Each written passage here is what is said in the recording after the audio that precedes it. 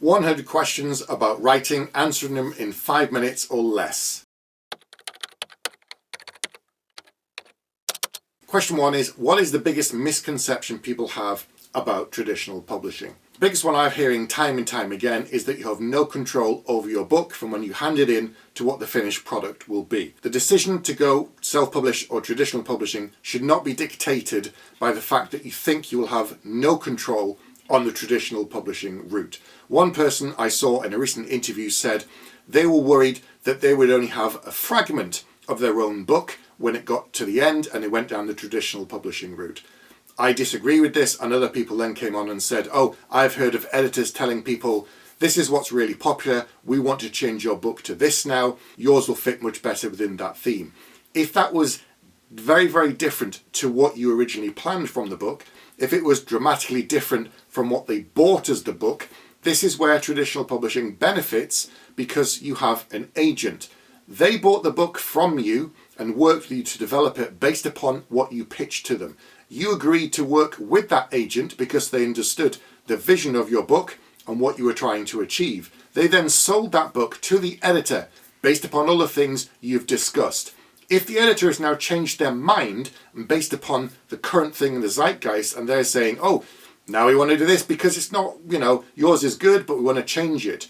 You then go to your agent and your agent will then go to the editor and smack them around the face with the contract and say, no, you bought the book based upon this. Your agent is your champion. They are the person that will fight your corner. They get paid when you get paid. They don't get any money otherwise. It is in their best interest to keep you happy and to keep the product on track. So for someone to say, if you go down the traditional publishing route and the editor starts changing it and dramatically from what you want it to be, your agent will then stand up for you and argue the case. I've had this a little bit on one of my books.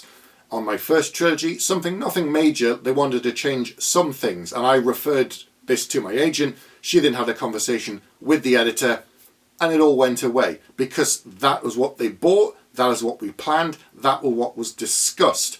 And you will have had those conversations probably early stages with the editor.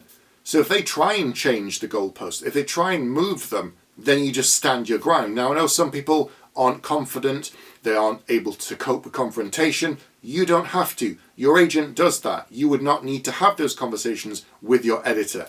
They will do it for you. That's their job. That's why you hired them. Not the only reason you hired them, but that's one of their very important jobs, so that other people stick to their guns. The other part of this was someone that was afraid that their book was going to be rewritten. There again, that just shows they don't understand how traditional publishing works. I worked with my agent, she gave me some feedback and I worked on it and edited it based upon her input. Not all agents do that. However, there are a certain number of set stages your book will go through in the traditional publishing cycle and in the self-publishing cycle if you're doing it right. So you'll have a very first detailed edit, then you'll have a line edit and then a proofread. Those are the kind of three main stages. You may have one of the early stages more than once. If it's still not right, that depends. It depends how much needs changing. There again, every suggestion that is made from the editor is just that. You can say no to any of them and just ignore it. Now, if you explain why, that's okay. If they give lots of feedback on a particular thing and time again this keep coming up, and when you look at it, you think, actually, yes, that does need work. It's in your best interest to improve the book. Now, not every suggestion they make will be correct according to how you feel about the book in terms of theme, character, world building, and so on. You are free to ignore those.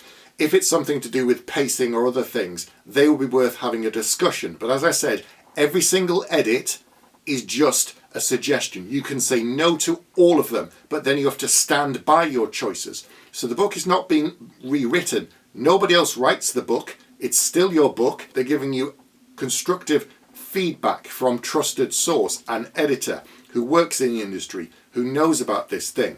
If you don't listen to anything they say, then that you're a fool. But nobody rewrites your book. That's just nonsense. There again, it's just someone that doesn't understand traditional publishing.